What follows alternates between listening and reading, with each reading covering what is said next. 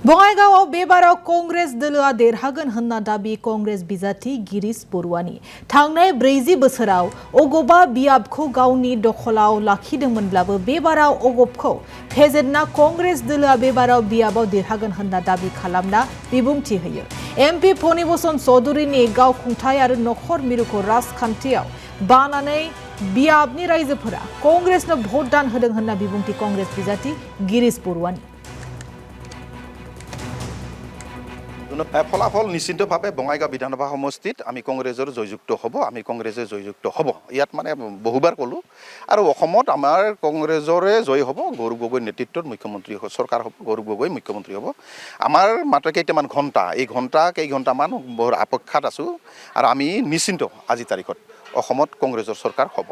হয়, তেওঁলোকে 8বাৰ 9বাৰ যেতিয়া জিকিছে তেওঁলোকে সেইটো যিকোনো ৰাজনৈতিক ব্যক্তিয়ে ক'ব লাগিব আৰু আপোনালোকে চাব একেবাৰে আটাইতকৈ কম ভোট পোৱা 5000 ভোট পোৱা মানুহজনকে মই জিকিব পাৰোঁ, সেইটো ৰাজনৈতিক এটা বক্তব্য। কিন্তু ৰাজনৈতিক বক্তব্যৰ লগত কিছুমান তেওঁ যে কৈছে মই জিকিমে, ইমান বছৰ কোৱা নাছিল, ইমান বছৰ কোৱা নাই। এতিয়া কিবা এটা প্ৰয়োজন অনুভৱ কৰিছে বক্তব্য ৰাখাৰ কাৰণে, গতিকে বক্তব্য ৰাখিছে।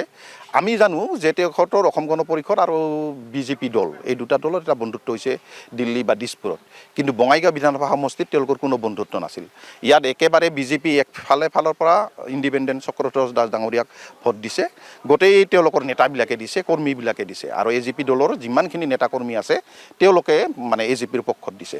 কিন্তু এজিপিৰ এইবাৰ নেতাৰ অভাৱ, দলৰ কাম কৰা, সাংগঠনিক কাম কৰা, ৰাইজৰ ওচৰত যোৱা MLA MP আছে, একেটা ঘৰতে তেওঁলোকে পৰিয়ালবাদ কৰাৰ কাৰণে ফণিভূষণ চৌধুৰী MP হৈছে, দীপ্তিময় চৌধুৰী বাইদেউ MLA হৈছে, কিন্তু তেওঁলোকৰ নেতা কৰ্মীবিলাক নহা হ'ল, ৰাইজৰ আশীৰ্বাদ নহা হ'ল। সেইটো তেওঁলোকৰ কাৰণে ক্ষতিকাৰক আৰু তেওঁলোকৰ কি ক্ষতি হৈছে মই নাজানো, কিন্তু আমাৰ দৃষ্টিগোচৰ হৈছে আৰু সেই মানুহখিনি এতিয়া বিতুষ্ট হৈ আৰু আমাক গৌৰৱ গগৈৰ নেতৃত্বত যি কংগ্ৰেছৰ আগবাঢ়িছে, বৰ অসম গঢ়াৰ যি পৰিকল্পনা, বঙাইগাঁও বিধানসভা সমষ্টিত যে 40টা বছৰে ফণিভূষণ চৌধুৰী ডাঙৰীয়া একনায়কত্ববাদেৰে তেওঁলোকে কাম কৰিছিল, ইয়াত মানে পৰিয়ালবাদৰ আৰম্ভ কৰিছে, ইয়াত ঠিকাদাৰ বেচ আৰম্ভ কৰিছে, এইবিলাকৰ পৰা বিৰক্তি হৈ উন্নতিৰ স্বাৰ্থত বঙাইগাঁৱত আমাৰ কংগ্ৰেছক ভোট দিছে আৰু AGP, BJP আৰু কংগ্ৰেছ